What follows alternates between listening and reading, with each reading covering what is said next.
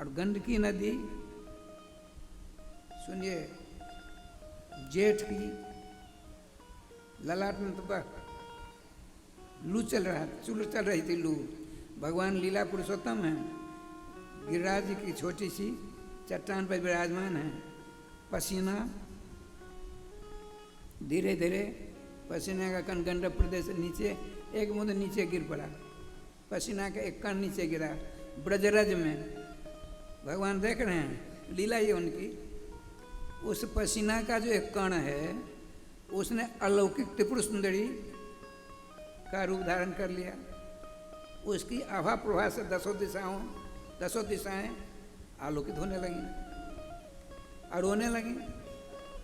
तो भगवान ने पूछा, देवी तुम रोती क्यों हो? प्रश्न है, तुम रोती क्यों हो? और उसने क्या कहा, मैं आपको बालक बनाना चाहती, आप मेरा बेटा बन जाओ। राधे राधे। भगवान ने कहा, देखो इस रूप से तुम मुझको बेटा नहीं बना सकती।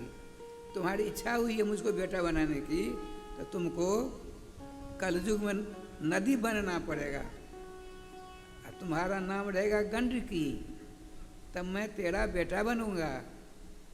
कौन सा बेटा? पत्थल का बेटा, काला काला। गंडकी नंदनम हमको लोग कहेंगे, गंडकी नंदनम बंदे, तुम मेरी माँ होगी, मैं तेरा बालक हो जाऊंगा, अर्थात सालग्राम। देखिए